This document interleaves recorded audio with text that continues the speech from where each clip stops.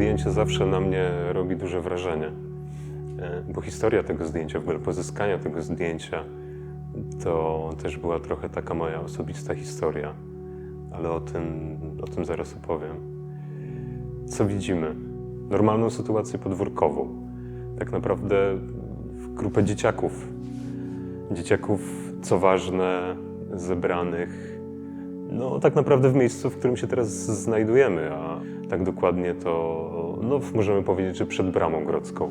Przy kamienicy Szeroka 1, Zamkowa 2. W lewo widzimy już wlot ulicy Szerokiej.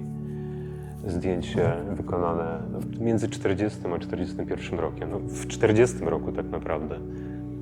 Widzimy, że nie ma już balkonów na ulicy Szerokiej, czyli to jest po maju 40 roku, po akcji żelaznej. No ale nie to jest tu istotne. Mamy tutaj sytuację jakieś zebranie nieprzypadkowe, bo widzimy dziewczynę, bardzo ładną, nastoletnią dziewczynę, z gestem, widocznie poprawia sobie włosy, patrzy gdzieś w dal, obok wszędzie ludzie, inne dzieciaki. Dziewczyna prawdopodobnie, nie wiem, czy sprzedaje wodę, czy częstuje kogoś wodą. Mamy tutaj takie specyficzne wiadro z kubkiem, z jakimś innym naczyniem. To wiadro jest podzielone na takie segmenty i widzimy chłopaka, który w geście podnosi naczynie, szklankę albo kieliszek i pije tę wodę, ten napój. Wszyscy są w miarę, może nie to, że aż tak uśmiechnięci, ale naturalnie się zachowują. To jest dopiero 40 rok. Nikt jeszcze nie wie, co się wydarzy. Nikt jeszcze nie wie, co się wydarzy. Dziewczyna się uśmiecha, ludzie patrzą gdzieś w dal. Ten młodszy chłopak, taki zamyślony, też patrzy gdzieś w dal. Widzimy tutaj po lewej stronie dziewczynkę, która tak odwraca zwrok, jakby chciała się upewnić u kogoś, czy wszystko jest w porządku, może żeby się nie bała. Ale ten chłopak, który pije ten napój, pije tę wodę, cokolwiek, to głęboko patrzy na fotografa. Głęboko patrzy na tego fotografa, jakby mu nie ufał, ale nie boi się go, bo to jest takie głębokie spojrzenie, takie dumne, głębokie spojrzenie, ale bez strachu. Takie spojrzenie mówiące o tym, że no jakby ostrzegał kogoś obcego, po prostu kogoś, kto by był na jego terenie. On się tego kogoś nie boi, ale po prostu daje mu do zrozumienia, że on jest tutaj obcy. Niektóre osoby, niektóre z tych dzieci, młodzieży, mają na rękach, na ramionach już opaski, lekko zsunięte, specjalnie zsunięte.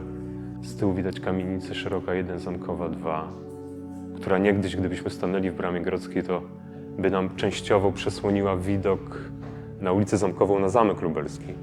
Mówiłem o tym chłopaku, który patrzy na fotografa.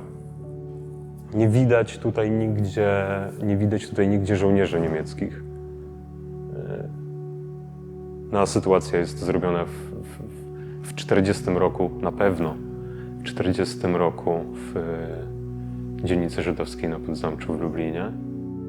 Nie widać żołnierzy niemieckich, ale żołnierz niemiecki zrobił to zdjęcie, bo to jest fotografia autorstwa Kurta Rumpa. Kurt Rump między rokiem 40 a 41 był mechanikiem, służył w jednostce obsługi technicznej Wehrmachtu. Jako 19-latek trafił do Lublina właśnie i tutaj spędził rok. Później trafił na front wschodni, później na południe Europy, później do Niemiec i przeżył wojnę. I 3 lata temu zadzwonił do mnie człowiek, który mieszka pod granicą belgijską. Mówił, że wśród zdjęć swojego dziadka znalazł kilkadziesiąt zdjęć, na których rewersach był napis Lublin. Odnalazł Lublin, odnalazł ośrodek Brama Grodzka. No i chciał te zdjęcia u nas zostawić no i tyle po prostu. Chciał te zdjęcia zostawić tutaj.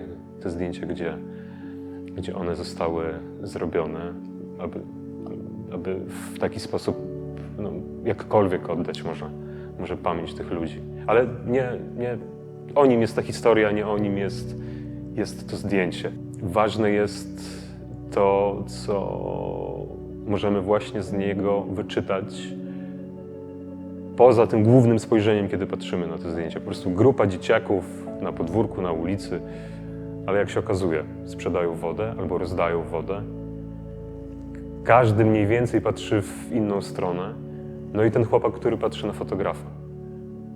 No nie na zwykłego fotografa, na Niemca, na okupanta. Ale to jest dopiero 40 rok. Nikt nie wie, co się stanie później, ale to inteligentne spojrzenie wiele zdradza. A wszystkie te zdjęcia można zobaczyć u nas w archiwum i w serwisie Lublin Fotografia.